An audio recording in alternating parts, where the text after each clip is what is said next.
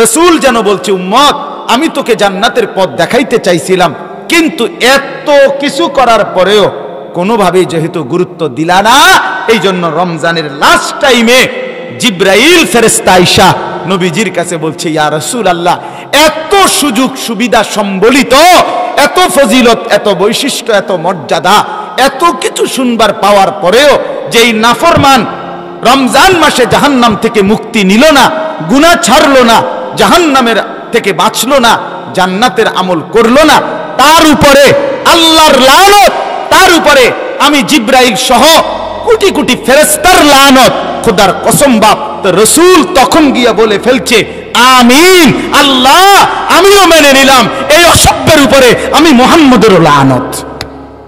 যা বেঈমান, তোর উপরে আমার লানত। আমি জীবনে কোনোদিন আমি রাসূল অভিশাপ দিলাম না রে, আজ আমি না দিয়া পারলাম না। এই কথাটার জন্য বলছি এতগুলো। তো আমি বলতেছিলাম আমাদের প্রিয় নবী সাল্লাল্লাহু আলাইহি সাল্লামের কথাটা এবার শুনেন। এটার জন্য আমি ওই উদাহরণটা আনছি, নূহ নবীর উদাহরণটা। আমাদের প্রিয় নবী সাল্লাল্লাহু আলাইহি সাল্লাম, একটু মনোযোগ দেন, এই কথাটাই শেষ, গুরুত্বপূর্ণ। রজব মাস মানে রমজানের 2 মাস আগে থাকতে আল্লাহর নবী সাল্লাল্লাহু আলাইহি সাল্লাম দোয়া শুরু করতেন রমজানের জন্য। কয় মাস আগে থাকতে? তাহলে 1 নাম্বার কথা এটা, রমজানের 2 মাস আগে থাকতে নবীজি বলতেন, আল্লাহুম্মা বারিক লানা ফি রজব ওয়া শাবান ওয়া বাল্লিগনা রমাদান। আল্লাহ এই 2টা মাসে হায়াতে বরকত দেন, রমজান পর্যন্ত পৌঁছিয়ে দেন। তাহলে এটার দ্বারাই তো আপনি আন্দাজ করা উচিত যে নবীজি সাল্লাল্লাহু আলাইহি সাল্লাম রমজানের প্রতি কি পরিমাণ আগ্রহ ছিল, ঠিক কিনা বলে? 2টা মাস তিনি দিবানিশি দোয়া করতেছেন, তাহলে এটা যে মহা গুরুত্বপূর্ণ নবীজির কাছে, এটা কি আমরা বুঝলাম না? আচ্ছা, গেল 1। 2 নাম্বার, শাবান মাস, এই যে এখন যেই মাস চলতেছে, এই মাসে আল্লাহর নবী সাল্লাল্লাহু আলাইহি ওয়াসাল্লাম লাগাতার 15 দিন, 17 দিন, কখনো 19 দিন এরকম টানা এই শাবান মাসে রাসূলুল্লাহ সাল্লাল্লাহু আলাইহি ওয়াসাল্লাম রোজা রাখতেন। কখনো 2-3 দিন বাদ দিয়া পুরা মাসটাই রোজা রাখতেন শাবান। এই মাসে, এই রানিং মাসে নবীজি সাল্লাল্লাহু আলাইহি সাল্লামকে সরাসরি হাদিসে আছে, হযরত উম্মে সালামা এবং আরো অন্যান্য সাহাবিয়ারা নবীজিকে জিজ্ঞেস করছে, ইয়া রাসূলুল্লাহ, শাবান মাসে, রমজানের আগের মাসে আপনি এত নফল রোজা রাখেন কেন, এতগুলো রোজা রাখেন কেন? নবী সাল্লাল্লাহু আলাইহি সাল্লাম কসম, নবীজি পরিষ্কার বলছেন, তাযীমান লি রমাদান, রমজানের সম্মানার্থে। কোন মাসের সম্মানার্থে? তাইলে এখানেও আপনি বুঝলেন নবীজি একাধিক শাবান মাসে প্রচুর পরিমাণে রোজা রাখতেন রমজানকে বরণ করার উদ্দেশ্যে, গ্রহণ করার উদ্দেশ্যে। 2।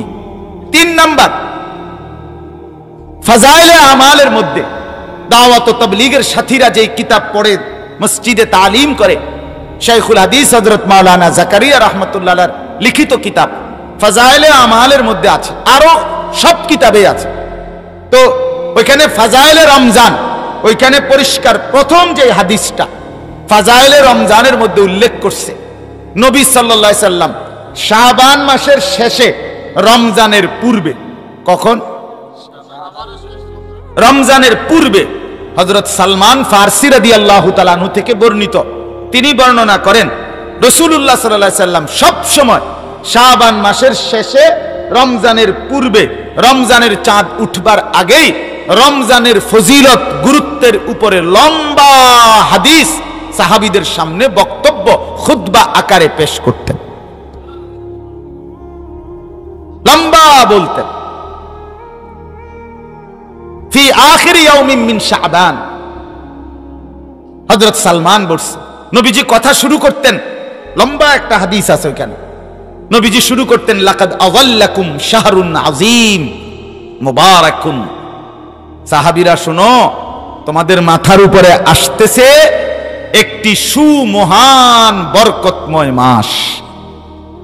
এই কথা বলে ধাপে ধাপে নবী সাল্লাল্লাহু আলাইহি সাল্লাম লম্বা হাদিস মাহে রমজানের উপরে রোজার আগে আগেই নবীজি বলতেন। নবীজি বলছেন, ফিহি লাইলাতুন খায়রুম মিন আলফি শাহর, এই মাসে একটি রাত আছে যেটা আসতেছে তোমাদের সামনে, একটি রাত হাজার মাসের রাতের চাইতে উত্তম। মান হুরিমা খায়রাহা ফাকাদ হুরিমা কুল্লা। নবীজি বলেন, এই একটি রাত থেকে যে বঞ্চিত হলো সে পৃথিবীর সমস্ত কল্যাণ থেকে বঞ্চিত হলো, সে আর কিছুই পেল না। মানে সবে কদর যে হারাইল। এত দামি রাত, এত দামি রাত। নবীজি বলছে ওয়াহুয়া শাহরুস সাবর। নবীজি বলতেন এটা হচ্ছে সবরের মাস। নবীজি বলতেন শাহরুল মুআসাত, এটা হলো পরস্পর সহমর্মিতার মাস। নবীজি বলতেন মান তাকাররাবা ফীহি বিখাসলাতিন কানা কামান আদ্দা ফরিদাতান ফীমা সিওয়াহু। এই রমজানে যে একটি নফল ইবাদত করবে সে যেন রমজানের বাহিরে একটি ফরজ ইবাদত করলো। ওমান আদ্দা ফীহি ফরিদাতান কানা কামান আদ্দা 70 ফরিদাতান ফীমা সিওয়াহু। যে এই মাসে একটি ফরজ ইবাদত করলো সে যেন রমজান ছাড়া অন্য সময় 70টা ফরজ ইবাদতের সমান সওয়াব পেল। নবী সাল্লাল্লাহু আলাইহি সাল্লাম বলেন ওয়াহুয়া শাহরুন আউয়ালুহু রাহমা। এটা এমন একটা মাস যে মাসের প্রথম দশক আল্লাহর রহমতের মাস সময়। ওয়া আউসাতুহু মাগফিরা, মাঝখানের দশক মাগফিরাতের সময়, আল্লাহর মাফ করার টাইম। ওয়া আখিরুহু ইতখুম মিনান নার, শেষের 10 দিন জাহান্নাম থেকে মুক্তির সময়। এটা এই একই হাদিসে বলছে। এরপরে নবী সাল্লাল্লাহু আলাইহি সাল্লাম বলেন মান ফাত্তারা ফীহি সাঈমান কানা লাহু মিসলু আজরি। যে ব্যক্তি এই রমজান মাসে একজন রোজাদারকে ইফতার করালো সে পূর্ণ একটি রোজার সওয়াব পেয়ে গেল। সাহাবী জিজ্ঞেস করছে ইয়া রাসূলুল্লাহ লাইসা কুল্লুনা, আমাদের মধ্যে নাজিদু মা নুফাত্তিরু বিহি সাঈম, আমরা প্রত্যেকে তো একজন রোজাদারকে পূর্ণ ইফতার করাবার মতো সামর্থ্য আমাদের নাই, এটা ওই জামানার অভাবের জামানা। নবীজি বললেন কোনো অসুবিধা নাই, যে কোনো রোজাদারকে এক ঢোক পানি পান করাবে, এক চুমুক দুধ পান করাবে, অথবা একটি খেজুর পান করাবে, দিবে, খাওয়াবে, ইফতার করাবে। রাসূল বলেন আল্লাহ তাকেও পূর্ণ রোজার সওয়াব দান করবে। নবী সাল্লাল্লাহু আলাইহি সাল্লাম বলেন এই রমজানে মান খাফফাফা মামলুকাহু, যে ব্যক্তি তার অধীনস্থ কর্মচারী, তার ড্রাইভার, তার চাকর, তার গাড়ির হেল্পার, তার ঘরের চাকর, কর্মচারী, ভৃত্য, এদেরকে যে কাজ হালকা করে দিবে, তাদের কাজটা একটু সহজ করে দিবে, কমায়া দিবে, রাসূল বলে এটাই তাকে জাহান্নাম থেকে মুক্তির কারণ হবে। এইভাবে আমি যে দূর মনে আছে কইলাম, আরো লম্বা হাদিস এটা। এই সবগুলো কথা নবীজি বলেন রমজানের আগে বলছেন। এরপরে নবী সাল্লাল্লাহু আলাইহি সাল্লাম রমজান মাসে উপরে কি পরিমাণ হাদিস বলছেন। ইজা দাখালা রমাদান ফুতিহাত আবওয়াবুর রাহমা। নবীজি বলেন উম্মত শোনো, রমজান যখন আসে রহমতের সব দুয়ার আল্লাহ খুলে দেয়। ফুতিহাত আবওয়াবুল জান্নাহ, জান্নাতের সব দুয়ার আল্লাহ খুলে দেয়। গুল্লিকাত আবওয়াবুন নার, জাহান্নামের দরজা আল্লাহ বন্ধ করে দেয়। সুলসিলাতিশ শায়াতিন, সমস্ত শয়তানকে শিকলে বন্দী করা হয়। নবীজি বলেছেন কুল্লু আমালি ইবনে আদম ইউদাআফুল হাসানা, প্রত্যেক নেকি আল্লাহ তাআলা ফেরেশতাদের মাধ্যমে 10 গুণ বানায়া দেয়। ইল্লা সাওম, কিন্তু রোজা ব্যতীত। ফাইন্নাহু লি ওয়া আনা আজজি বিহি, আল্লাহ নিজে বলে রোজা বান্দা আমারই জন্য রাখে, আমি আল্লাহ নিজ হাতে রোজার বিনিময় লিখব। আমি লিখব। ডান কাদের ফেরেশতাকে আল্লাহ বলে সন্ধ্যাবেলা ইফতারের টাইমে, আমার মনে হয় আর কল্পনায়, সারাদিন রোজা রাইখা এখন যখন ইফতার করবে তখন ডান কাদের ফেরেশতা মাত্র কলমটা নেয়, আজকের রোজার নেকি এবাডার নামে লিখবে, এবাডার নামে। সাথে সাথে রব্বুল আলামিন আল্লাহ যেন ডাক দিয়া বলে এই ফেরেশতা থামো বেটা, তুমি লিখবা না, আমি রব্বে করিম নিজে লিখবো বেটা, আমি লিখবো, আমি লিখবো নাকি, আমি লিখব।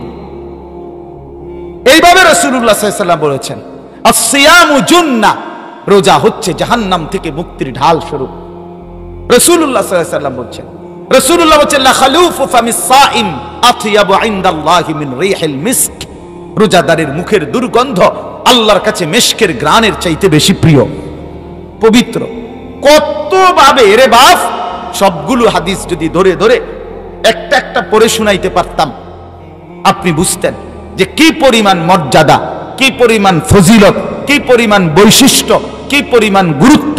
আল্লাহ বলছেন নবীজি বলছেন, এত কিছু। আল্লাহ কি বলছে দেখেন, ইয়া আইয়ুহাল্লাযীনা আমানু, হে ঈমানদারগণ, কুতিবা আলাইকুমুস সিয়াম কামা কুতিবা আলাল্লাযীনা মিন ক্বাবলিকুম লাআল্লাকুম তাত্তাকুন। এটার অর্থ তো আপনারা জানেন, হে ঈমানদারগণ, তোমাদের উপরে রোজা ফরজ করা হলো, তোমাদের পূর্ববর্তীদের উপরে ফরজ করা হয়েছিল। কেন করা হলো? আল্লাহ বলে, বান্দা, তোমারে ক্ষুধার কষ্ট দেওয়ার জন্য না, তোমারে পানীয় তৃষ্ণায় কষ্ট দিতে না, তোমার বৈধ হালাল স্ত্রী থেকে তোমাকে দূরে রাখবার জন্য না, বরং লাআল্লাকুম তাত্তাকুন, তোমারে আমি মুত্তাকি বানাবো, তাকওয়া দেব। এই জন্য আমি আল্লাহ তোমার উপরে মাহে রমজান এবং রোজার এই বিধান দিলাম। আমি বুজুর্গদের মুখে শুনছি, আল্লাহওয়ালাদের মুখে, এক মানুষের জীবনে জান্নাতে যাওয়ার জন্য দুইটা জিনিস দরকার। কয়টা জিনিস? এক নাম্বার ঈমান, বলেন আল্লাহ রসুলের প্রতি বিশ্বাস। দুই নাম্বার তাকওয়া। দুই নাম্বার কি? তাকওয়া মানে দুই জিনিস, সমস্ত নিষেধ আল্লাহর বর্জন করা, আল্লাহর আদেশ পালন করা। নিষেধ বর্জন, আদেশ পালন, এটারে বলে কি? তাকওয়া। আর ঈমান হলো আল্লাহ এবং রসুলকে কি করে নেওয়া? কলিজা দিয়া বিশ্বাস করে নেওয়া। তো ঈমান আর তাকওয়া এই দুইটার যার মধ্যে আছে, তার পরবর্তী ঠিকানা সরাসরি জান্নাত। উইদ্দাত লিল মুত্তাকিন, মুত্তাকিদের জন্যই জান্নাত বানানো হয়েছে। আমার কথা খেয়াল করে, আমি এই সবটি কথা মিলাই এই শেষ আমার কথা। এখন আমি আল্লাহওয়ালাদের কাছে শুনছি যে আল্লাহ তাআলা বলেন, ইয়া আইয়ুহাল্লাযীনা আমানু, হে ঈমানদারগণ। বুজুর্গরা বলে ঈমান হলো পাসপোর্ট, ঈমান। তাকওয়া হইল ভিসা। ভিসা লাগে না পাসপোর্টের মধ্যে? Visa, visa, visa. তো ঈমান হলো পাসপোর্ট, তাকওয়া হইল ভিসা। আল্লাহ তাআলা রমজানের শুরুতে আল্লাহ বলছে, হে ঈমানদারগণ, মানে হে পাসপোর্টওয়ালাগণ, পাসপোর্ট রেডি? আমরা বললাম জি রেডি। আমরা আপনাকেও মানি, রসুলকেও মানি। আল্লাহ তাআলা বললে, তো পাসপোর্ট দাও, ঈমানের পাসপোর্টগুলো দাও। দিলাম, আল্লাহ নিলেন। এবার আল্লাহ বললেন, পাসপোর্ট আমি নিলাম, 30টা দিন বান্দা আমি সময় দিলাম, গুনে গুনে 31 দিনে বান্দা যাবে না। রোদ হোক, বৃষ্টি হোক, তুফান হোক, ঘূর্ণিঝড় হোক, পৃথিবী জাগাত থাকুক আর লইরা যাক, কিন্তু আমার কথা নড়বে না। 31 দিন যাবে না, সর্বোচ্চ 30, আর আমি চাইলে 29। এদিকে এদিকে কমে যাইব, মাগার কি হবে না? 31 হবে না। সুবহানাল্লাহ। আল্লাহ বলে, বান্দা, পাসপোর্ট আমি নিলাম, ঈমানের পাসপোর্ট। এইবার আমি আল্লাহ 30টা দিন তোমারে সময় দিলাম। 30টা দিন গুনে গুনে, আইয়ামাম মা'দুদাত, এই গুনা গুনা সময়। আইয়ামাম মা'দুদাত মানে হলো গুনা গুনা টাইম। আল্লাহ বলে, করে গইন্না গইন্না, তুমি হাতের আঙ্গুলে গইন্না গইন্না 30টা দিন অথবা 29 দিন। আমার কথাটা শুধু শোনো বান্দা, সমস্ত গুনাহ একটা মাস 30 দিন বর্জন করো। চুরি, ডাকাতি, জিনা, ব্যভিচার, মদ, জুয়া, নাচ, গান, বেহায়া, বেপর্দা মা বোনদের জিন্দিগি, এই সব নাফরমানি যুবক, বাবা, মা, বোন, আমি, আপনি, আল্লাহ বলে সবাই তোমরা ছেড়ে দাও। একটা মাস 30টা দিন আমার হুকুমটা মানো। পুরা একটা মাস 5 ওয়াক্ত নামাজ জামাতের সাথে আদায় করো। রাত্রিবেলা 20 রাকাত পূর্ণ তারাবি গুরুত্বের সাথে আদায় করো। এরপরে তাহাজ্জুদ নামাজ পড়ো। সেহরির টাইমে দোয়া করো, ইফতারের টাইমে দোয়া করো, কোরআনুল কারীম তেলাওয়াত করো, সারাদিন কালেমার জিকির করো, ইস্তিগফার করো, জান্নাত চাও, জাহান্নাম থেকে পানাহ চাও, দোয়া কান্নাকাটি ইবাদতের মধ্যে লেগে থাকো আর গুনাহ থেকে বেঁচে থাকো। আল্লাহ বলে, বান্দা, আমি ওয়াদা দিলাম, আমি রব্বুল আলামিন 30 দিনের মাথায় আমি আল্লাহ একটা মাস 31 দিন লাগবে না, যদি আমার কথা শোনো, গুনাহ থেকে বাঁচো, আমার বন্দিগিতে লেগে থাকো, আমি আল্লাহ ওয়াদা দিলাম, বান্দা, তোমার ঈমানের পাসপোর্ট আমি নিছিলাম, সেই পাসপোর্টে 30 দিনের মাথায় তাকওয়ার ভিসা লাগাইয়া জান্নাতের গাড়িতে উঠায় দেব। 30 দিনে, 30 দিনে ফ্লাইট, 31 দিন, 30 দিনের দিন সন্ধ্যাবেলায় সূর্য ডুববে, তুমি বিমানে উঠবে, জান্নাতের বিমান, জান্নাতের বিমান। আমার দাদা, আমার আপন দাদা, রমজানের আগে, আরো আগে গ্রামে একটা ছোট্ট মসজিদ করছে দাদা নিজের খরচ দিয়া।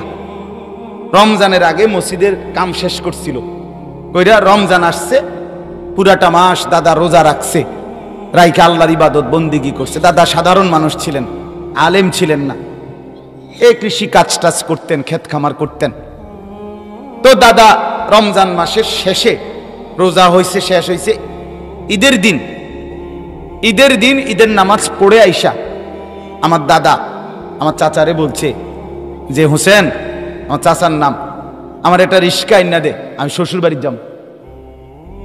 আমার চাচা হাসি দিছে, দিয়া উড়াই দিছে কথাটা। চাচায় কইছে, আপনি অন বুড়া বয়স, শ্বশুর বাড়িতে কেডা আছে আপনার, আমরা যে ঈদের দিন আপনি কীর্তেন অন শ্বশুর বাড়িতে যাইবেন। চাচা কথাটা পাত্তা দেয় নাই।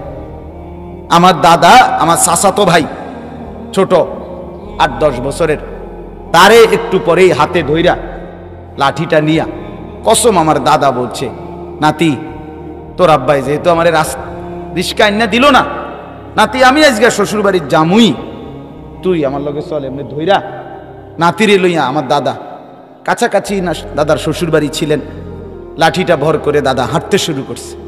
কতটুকু গেছে, মাঝপথে গিয়া দাদা পড়ে গেছে, বেহুশ হয়ে গেছে। সন্ধ্যাবেলায় আমার দাদা ইন্তেকাল করে কবরে চলে গেছে। আমার দাদা সত্যি সত্যি শ্বশুর বাড়িতেই চলে গেছে। ওই যে মালিক বলছে, একটা মাস ঠিক মতো কথাটা শোনো বান্দা, লাআল্লাকুম তাত্তাকুন। ঈমান তো নিলামি, এবার মুত্তাকি বানিয়ে দেব। ঈমান আর মুত্তাকি হবা তো জান্নাতি হবা, জান্নাতি হবা। এইবার আমার শেষ কথা, এতগুলো কথা বলার পরে আরো তো অনেক কথা আছে। আল্লাহ পাক রমজানটাকে এতটা গুরুত্ব দিলেন, নবী সাল্লাল্লাহু আলাইহি সাল্লাম এতগুলো হাদিস বললেন, এতভাবে বললেন। এই সব বলার পরেও আপনি আমি রমজানটাকে নিজের আখিরাতের জন্য কোনো পাত্তা দিলাম না, গুনাহ ছাড়বার কোনো মানসিকতাই রাখলাম না। যুবক ভাই, তোমরা নামাজও পড়লা না, ধরে নাও চরিত্রটাও ঠিক করলা না, রমজানটাকেও সমান তালে নারীর ছবি, নর্তকীর নাচ, জিনা, ব্যভিচারের দৃশ্য, মোবাইলের উলঙ্গ দৃশ্য নিয়ে পড়ে রইলা। রমজানটাকেও তুমি 5টা ওয়াক্ত নামাজের কদর করলা না। আমার মা বোন, ওনারা এত বড় রমজান, আরে বেডি, আরে বোন, খোদার 11টা মাস তো বেপর্দা বাজারে বাজারে ঘুরলি বোন, একটা মাস কি বিরত থাকা উচিত ছিল না? একটা মাস কি মার্কেটে না গেলে হতো না? একটা মাস কি নিজেকে পর্দায় রাখলে সম্ভব ছিল না? দুনিয়ার মানুষ চিকিৎসার জন্য তো হসপিটালে পড়ে থাকে কত লম্বা সময়। এই কতটুক টাইম আপনি কি বিড়িটা ছাড়তে পারতেন না? এই একটা মাস বুঝি আপনি দাড়ি কাটা বন্ধ রাখতে পারেন না? এই একটা মাস বুঝি আপনি সুদের লেনদেন ছাড়তে পারেন না? এই একটা মাস বুঝি আপনি নাটক, সিনেমা, নর্তকীর ছবি দেখা, বাপ টেলিভিশন দেখা কি বন্ধ করা সম্ভব ছিল না? কথা বলেন না, সম্ভব ছিল? কথা বলেন না, সম্ভব ছিল? পারতেন কি না বলেন? পারতেন, কিন্তু গুরুত্ব দিলেন না, পাত্তা দিলেন না যুবক, পাত্তা দিলেন না বাবা, পাত্তা দিলেন না মা বোন। এই কারণে এই রমজানের যখন শেষ, এই আমার শেষ কথাটা, ওই নূহ নবী 950 বছর একা টানা কান্নার পরে, ডাকার পরে, আহ্বানের পরে, দিবানিশি কান্নাকাটি চেষ্টার পরে যখন আল্লাহ তাআলা বললেন আর হবে না, তুমি বলা বন্ধ করে দাও, তখন নূহ নবী প্রচন্ড কষ্টে নিজ কওমকে বদদুয়া দিছে, আল্লাহ একটা বেঈমানকেও ছাড়বেন না। ঠিক রমজানের সেই 2 মাস আগ থাকতে দোয়া, নফল রোজা, লম্বা ফজিলতের বর্ণনা, তাহাজ্জুদ, এরপরে তারাবি, শবে কদর, রমজান মাসের প্রত্যেক দিনের 170, এরপরে রহমত, মাগফিরাত, নাজাত, হিসাব ছাড়া জান্নাতের দুয়ার খোলা, রহমতের দুয়ার খোলা, জাহান্নামের দরজা বন্ধ, ফেরেশতা শয়তান শিকলে বন্দী, এত কিছু দিয়ে তোকে বান্দা জান্নাতে নিতে চেয়েছিলাম। রাসূল যেন বলছে, উম্মত আমি তোকে জান্নাতের পথ দেখাইতে চাইছিলাম, কিন্তু এত কিছু করার পরেও কোনোভাবেই যেহেতু গুরুত্ব দিলা না, এই জন্য রমজানের লাস্ট টাইমে জিব্রাইল ফেরেশতা আয়েশা নবীজির কাছে বলছে, ইয়া রাসূলুল্লাহ, এত সুযোগ সুবিধা সম্বলিত, এত ফজিলত, এত বৈশিষ্ট্য, এত মর্যাদা, এত কিছু শুনবার পাওয়ার পরেও যেই নাফরমান রমজান মাসে জাহান্নাম থেকে মুক্তি নিল না, গুনাহ ছাড়লো না, জাহান্নামের থেকে বাঁচলো না, জান্নাতের আমল করলো না, তার উপরে আল্লাহর লানত, তার উপরে আমি জিব্রাইল সহ কোটি কোটি ফেরেশতার লানত। খোদার কসম বাপ, তো রাসূল তখন গিয়া বলে ফেলছে, আমিন আল্লাহ, আমিও মেনে নিলাম, এই অসভ্যের উপরে আমি মুহাম্মদের লানত। যা বেঈমান, তোর উপরে আমার লানত। আমি জীবনে কোনোদিন আমি রাসূল অভিশাপ দিলাম না রে, আজ আমি না দিয়া পারলাম না। এই কথাটার জন্য বলছি এতগুলো। তোর উপরে খোদার গজব, তোর উপরে আল্লাহর লানত পড়ুক। তুই বেঈমান, নাফরমান, তুই জানো তুই মানুষের বাচ্চা না, তুই জানোয়ার বেটা, তুই হারামখোর বেটা, তুই সুদখোর বেটা, তুই জেনাখোর ব্যভিচারী, তুই গাদ্দার। করলিটা কি তোরে? আর আমি কি বলতাম বলেন? নবী আর কি বলতো? আল্লাহ আর কিভাবে বলতো? এই তখন আপনারা এটা শুনছেন না, এই কথাটা, ওয়াজটা হুজুর গো কাছে। হ্যাঁ, মাকি এভাবে হয়তো ভাবেন নাই, ঠিক না? আমি যেমনি কইলাম এমনি হয়তো খেয়াল করেন না। এটার কারণ এটা, নাহলে নবী তো জীবনে, রাসূলুল্লাহর হাদিসে আছে, সাহাবীরা স্পষ্ট বলছে রাসূলুল্লাহর সিফাত, লাম ইয়াকুন লাআনান, তিনি কি ছিলেন না? অভিশাপদাতা নবী ছিলেন না, তিনি কখনো লাআনত দেন নাই। আরে সেই ঘটনা আপনারা শুনছেন না, যে তায়েফের মানুষ বাচ্চারা যখন পাথর মারছে, সারা রাত পিঠ রক্তে ঝাঁঝরা হয়ে গেছে, মৃত্যু পর্যন্ত নবীর পিঠে দাগ ছিল তায়েফের বাচ্চাদের পাথরের আঘাতে। সেই মানুষগুলোকে জিব্রাইল ফেরেশতা আইনা বলছিল, ইয়া রাসূলুল্লাহ, আপনি যদি বলেন তায়েফের দুই পাশের পাহাড় একত্র করে মিলাইয়া তায়েফবাসীকে মাটির সাথে মিশায়া দেই, পাহাড়ের সাথে ধ্বংস করে দেই, আপনাকে তারা এই পরিমাণ পাথর মারছে, রক্তাক্ত করছে, সাত আসমান কাঁদতেছে। নবী আল্লাহ রসুল তখন বলছে, খোদার কসম হাদিস, হযরত নবীজি বলছেন, না জিব্রাইল, ইন্নী লাম উবআস লাআনান ওয়ালা গাদিবান। না রে জিব্রাইল, আমি তো অভিশাপ দিতে আসি নাই, আমি রাগ করতে আসি নাই। ইন্নামা বুইসতু রাহমাতান, আমি তো রহমত হয়ে এসেছি। আরে আমার উম্মত যদি আমি ধ্বংস করে দেই, তাইলে আমি কালেমার দাওয়াত কাকে দেব? আমি আবার বলবো জিব্রাইল, আমি আবার বলবো। হাদিসে আছে স্পষ্ট, নবীজি তায়েফের ময়দান থেকে ফিরে লম্বা একটা দোয়া করছিলেন। পাথরের মতো মানুষও যদি নবীর সেই দোয়া পড়ে, লম্বা দোয়া, কলিজা ফাইটা যাবে। সেই দোয়ার মধ্যে নবী আছে, শুরুতে বলছিলেন, আল্লাহ, এই রক্ত মাখা দেহ নিয়ে আমি আমার দুর্বলতা স্বীকার করছি, আমি বলতে পারি নাই, আমি বুঝাইতে পারি নাই, এইভাবে বলছে নবীজি, এভাবে বলছে। সেই নবী ওইখানে আছে হাদিসে, রাত্রি গভীরে তায়েফের ময়দান থেকে ফিরে আল্লাহ নবী সাল্লাল্লাহু আলাইহি ওয়াসাল্লাম রক্তাক্ত শরীর মুছতে মুছতে বলেছিলেন প্রথম একটা কথা, বদদুয়া দেয় নাই, শুধু মনের আবেগে বলছিলেন, হায় মাওলা, আপনি আমারে কার কাছে পাঠাইলেন? এভাবে বুঝি মানুষ কল্যাণ যে কামনা করে তাকে বুঝি এভাবে পাথর মারে। সেই নবী বদদুয়া করলেন না, সেই রাসূল। কিন্তু আজকে তিনি রমজানের লাস্টে আইসা তিনি আর কি করলেন না? আবেদনটা প্রত্যাখ্যান করলেন না। আজকে কিন্তু তিনি বলে ফেললেন আমিন। বলছে কিনা বলেন না কেন? ইনি তো সেই নবী যিনি রহমতের নবী, রাহমাতুল লিল আলামিন, মায়ার নবী, দয়ার নবী। তো তিনি এখানে আমিন বললেন কেন? তিনি লানতের সাথে সম্মতি দিলেন কেন? কথা বলেন না কেন? তার মানে উনি বলছেন, এটাই বুঝাইছে নবী, উম্মত আমি বেশি কষ্ট পাইলাম, আমি আর সইতে পারলাম না। কথা কও বাপ, কথা কও। তোমার ওই দিয়া রমজান কিতা করবা? তুমি কথা কও। তুমি রোজা দিয়া কিতা করবা? তোমার দরকার বাতে না।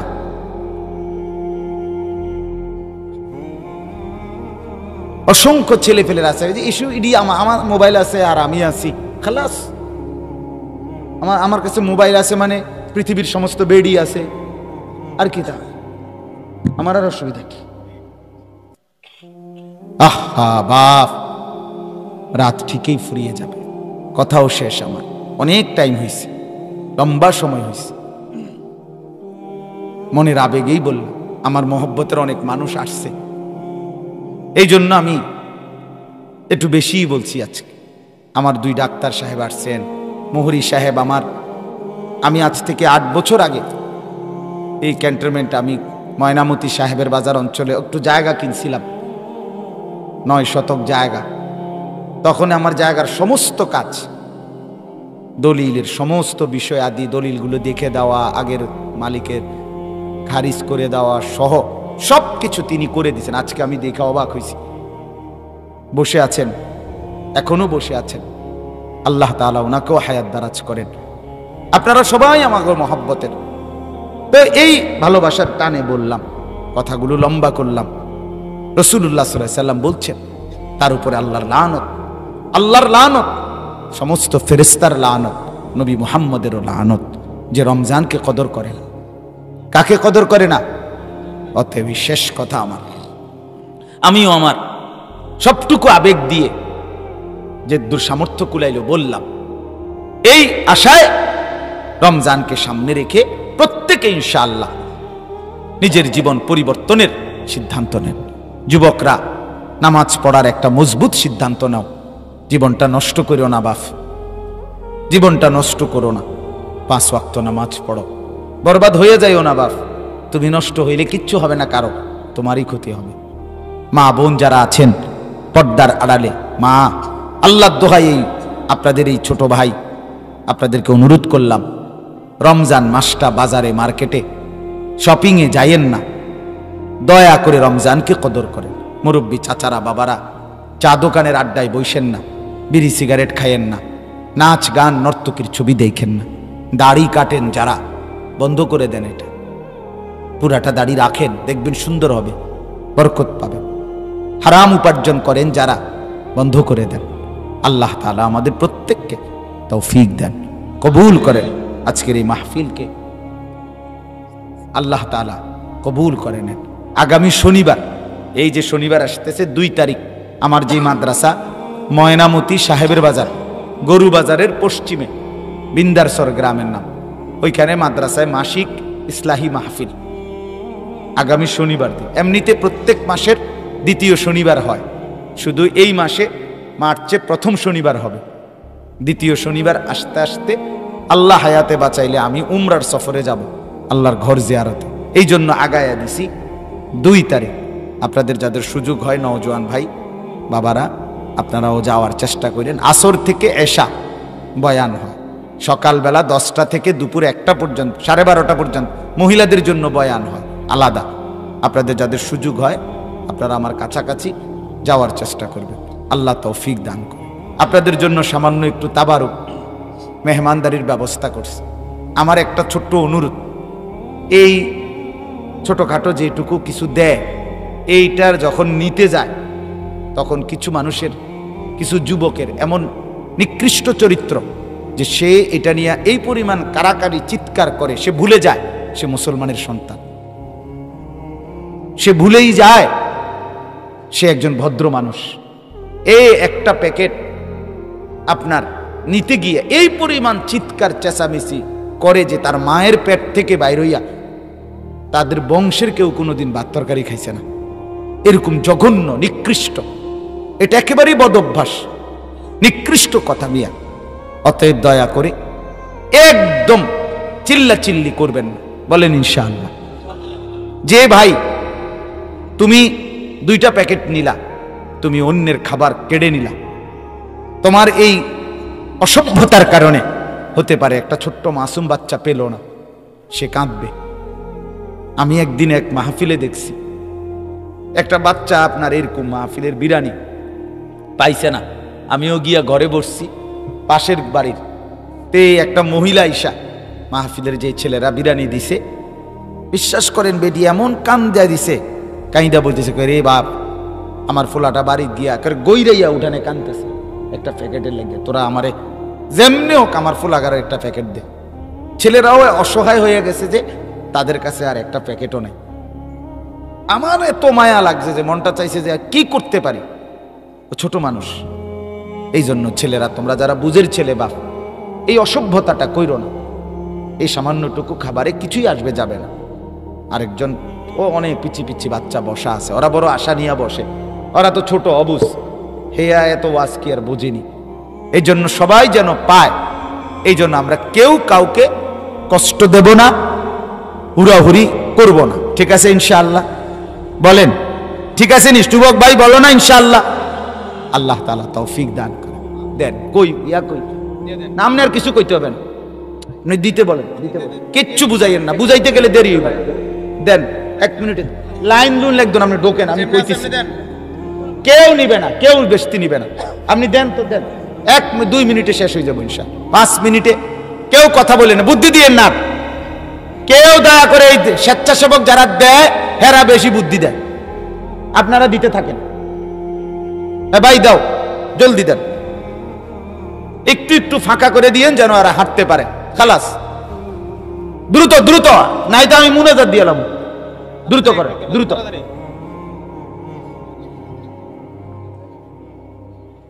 কথা বলেন না, একদম কথা বলেন না। 33 বার সুবহানাল্লাহ, 33 বার আলহামদুলিল্লাহ, 34 বার আল্লাহু আকবার পড়েন মনে মনে। নিজেদের মুরব্বীদের রুহের মাগফিরাতের জন্য পড়েন। সুবহানাল্লাহ, এত টাইম তাড়াতাড়ি করেন, লম্বা সময় হয়ে গেছে। আমি কইবেন না যে অনেক রাত হয়ে গেছে।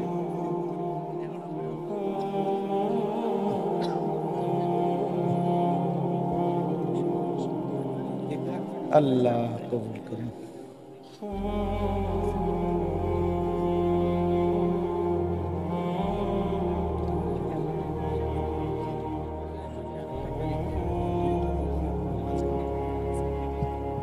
দেন জলদি দেন, পিছনেও কিছু দেন, পিছনে আরো ঢোকে। তোমরা ভাই একটু পিছিয়ে যাও। ও ছেলেরা, মোতাহের ভাই এগরে বলেন একটু পিছিয়ে দিত। তোমরা আরো 2 কাতার পিছিয়ে যাও। কথা বলেন না, কথা বলেন না, বুদ্ধি দিয়েন না, বুদ্ধি দিয়েন না, বুদ্ধি দিলে ক্ষতি। আমি একবার আমার মাদ্রাসায় মাহফিলে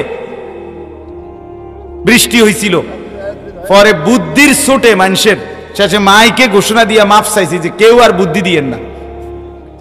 আমি অতিষ্ঠ হয়ে গেছি বুদ্ধির ছোটে, এই জন্য বুদ্ধি দিয়েন না, এমনি শেষ হয়ে যাবো ইনশাআল্লাহ।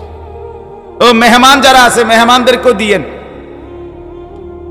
এই ওয়াজের মধ্যে আপনার যদি কিছু দেয় খাওয়ায়, তাহলে শ্রোতা হয় 2 ধরনের। এক ধরনের শ্রোতা হইলো যারা ওয়াজ শোনে শুরুর থেকে, এরা হইলো শ্রোতা। আর যারা ওই শুধু পোটলাটা প্যাকেটটা নিতে আসে, এরা হইলো মেহমান। এরা মেহমান, ওনারা মেহমান হিসাবে ঘোরে আশেপাশে, বাইরে রৌদ্রের মধ্যে ঘোরে। কথা বুঝছেন? ওনার হিসাব হইলো আমি ওয়াজ শুনতাম না। হ্যাঁ, দরকার হলে রাতের যদি 2টা বাজে বিরিয়ানি নিমু, কিন্তু ওয়াজ শুনতাম না। আল্লাহ আপনাদের মেহমানদেরকেও মেহমানের মর্যাদা রক্ষা করার তৌফিক দান করেন। মেহমানেরও তো একটা ভদ্রতা থাকা চাই।